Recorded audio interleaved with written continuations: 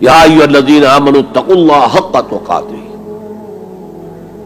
اب یہاں پر ہمیں غور کرنا ہوگا کہ تقوی کی حقیقت کیا ہے۔ اگرچہ ہم آیت البر کے آخر میں پڑھ چکے ہیں اولئک الذین صدقوا واولئک هم المتقون، وہاں پر وہ ایک حیولہ، ایک شخصیت، ایک کردار وہ ہمارے سامنے آ چکا ہے، متقی کون ہوتا ہے۔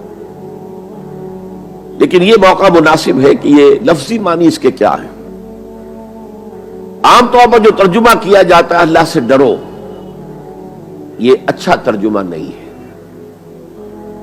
اور چونکہ اکثر و بیشتر لوگوں نے یہی ترجمہ کیا اور قرآن میں بار بار آتا ہے اتقوا اللہ اتقوا اللہ اتقوا اللہ، تو عیسائیوں کو یہ کہنے کا موقع ملا کہ قرآن زیادہ اللہ کے خوف پر زور دیتا ہے، جبکہ مسیح نے اور جو بائبل ہے وہ اللہ کی محبت پر زور دیتی ہے۔ اعتراض کرنے کا انہیں موقع مل گیا۔ خوف کا لفظ قرآن کا خود عربی زبان کا لفظ ہے، قرآن مجید میں بھی آیا ہے فَلَا تَخَافُوهُمْ وَخَافُونِي، تم ان سے نہ ڈرو، اپنے دشمنوں سے نہ ڈرو، مجھ سے ڈرو۔ خوف کا لفظ بھی ہے۔ یخافون یوما تتقلب فیہ القلوب والابصار،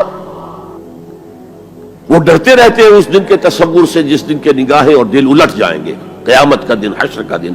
تو خوف کا لفظ قرآن میں ہے، عربی زبان کا لفظ ہے۔ تقوی کے معنی خوف نہیں ہے، تقوی کے لفظی معنی بچنا۔ دیکھیے وقا یقی وقایتن، اسے کہتے ہیں ثلاثی مجرد، اس میں معنی ہے وقا یقی وقایتن کے کسی کو بچانا۔ اور آپ بڑی آسانی سے یاد رکھ سکیں گے کہ جو ہماری دعا ہے، جو سورہ بقرہ میں حج کی دعاؤں کے ضمن میں اہم ترین دعا کی حیثیت سے مذکور ہے، ربنا آتنا فی الدنیا حسنۃ وفی الآخرۃ حسنۃ وقنا عذاب النار وقنا عذاب النار، اے اللہ ہمیں بچا آگ کے عذاب سے۔ تو وقا یقی وقایتن کے معنی ہے کسی کو بچانا۔ باب افتعال میں یہ بنا ابتقا، اور واو اور تا یہ جڑ گئے، اتقا اتقا۔ اتقا معنی خود بچنا،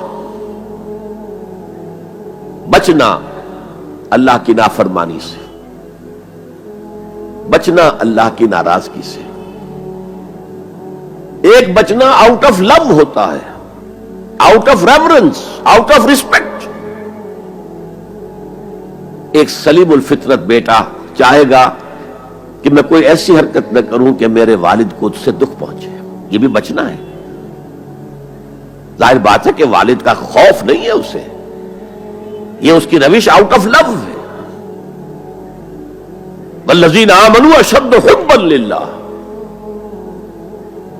جو لوگ صاحب ایمان ہیں وہ شدید ترین محبت کرتے ہیں اللہ کے ساتھ۔ بلکہ ہم نے جو حقیقت جہاد کا مضمون جو ہے